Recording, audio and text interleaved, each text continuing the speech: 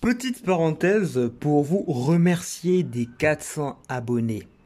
Bon, 388, mais voilà, c'est pareil, ouais, c'est pas mal, voilà, on peut le faire. C'est long, pas faux, ouais, c'est long. Mais ouais. L'amour dans Radiant. L'amour dans les mangas est l'un des sujets les moins traités des mangas. Bon, après, ça dépend du type, hein, shonen, voilà, ça dépend. Mais pour un shonen, il est rare d'avoir à évoquer ce sujet. Le plus souvent, le héros, être que l'on suit dans son parcours, son aventure et son épopée, ne vit pas et ne voit pas l'amour comme quelque chose d'important dans sa quête. Concluant alors cet aspect avec une ellipse et des enfants. Nous prenons par exemple le manga Fullmetal Alchemist Brotherhood, pour les deux, Fullmetal Alchemist Brotherhood, qui est la preuve de l'amour. Ça a été vraiment entre guillemets montré, traité, mais pas particulièrement par le héros principal, mais plus par les personnages qui l'entourent. Même là encore, c'était plus un couple déjà établi plutôt qu'un couple qui se forme, qui se découvre et que l'on voit grandir.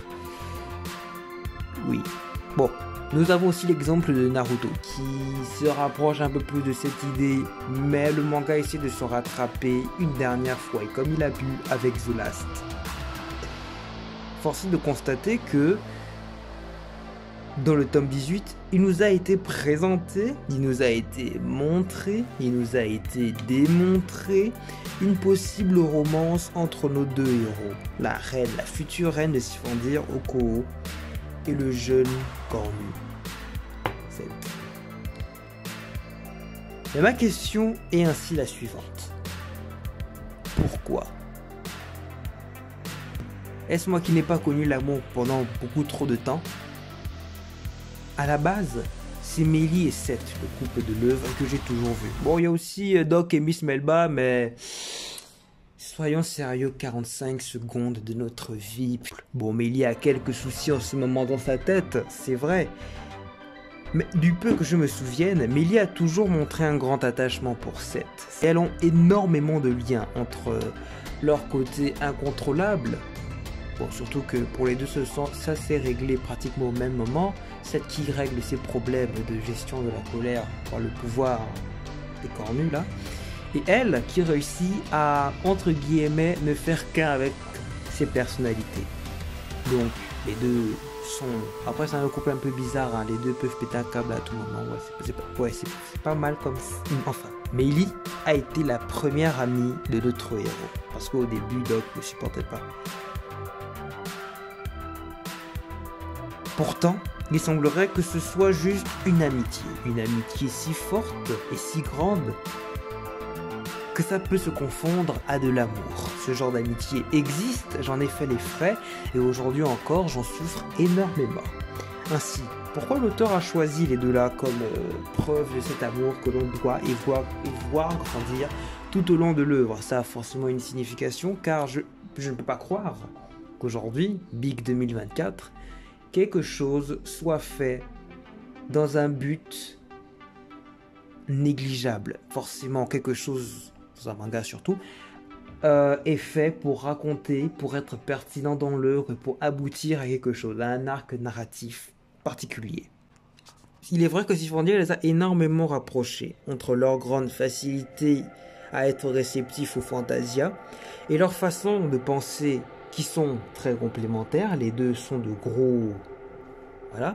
Je me pose la question, est-ce que leur histoire a un message particulier vis-à-vis de l'œuvre? Les couples mixtes, les alliances cachées entre puissantes nations, l'auteur Josuela a utilisé la notion de couple pour exprimer une facette de son œuvre. Que ce soit pour raconter une tragédie avec Ymir et Yggdrasil et leur amour qui était beau, mais comme je disais, qu'on n'a pas pu voir grandir, et voilà, vouloir nous faire grandir, vouloir nous faire vivre un amour tout à fait, pas forcément pas indispensable, mais auquel on ne s'y attendait pas, parce que là, les deux ils s'aiment, hein. Franchement, là, je veux vivre la même chose. waouh, je suis jaloux. Non. Mais ensuite, du coup, tout comme Master Lord Majesty qui souhaite épouser la reine de Sifendir afin d'unifier leur nation. Bon, oui, je sais que il est vraiment amoureux d'elle, mais encore, c'est une preuve que la notion de couple a toujours un double intérêt dans l'œuvre. Et il me tarde de savoir qu'est-ce que veut raconter l'auteur avec cette alliance, ce couple et cet arrangement entre le héros. À quoi ça va aboutir, qu'est-ce que ça va donner à raconter et quelle sera la conclusion, espérant que ce soit bien développé, qu'on puisse vivre leur amour tout au long du manga et que ça se finisse pas en quelque chose de triste comme un amour impossible à être réalisé ou encore, bon après s'ils peuvent finir ensemble, c'est pas mal, hein. Moi je veux voir Seth avec des enfants, putain. Moi je veux voir Seth, papa, roi de, enfin, elle sera la reine, mais le roi de Sifendir, putain. Mais est-ce que l'auteur nous permettra de vivre ce rêve?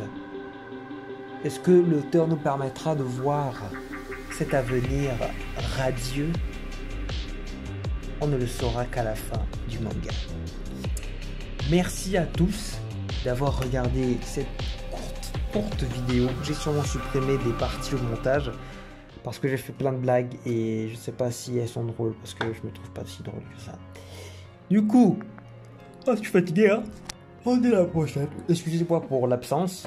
J'ai été occupé si on veut. Mais là, normalement, ça devrait reprendre. On se dit à la prochaine pour une prochaine vidéo sur le monde incroyable et magnifique du monde.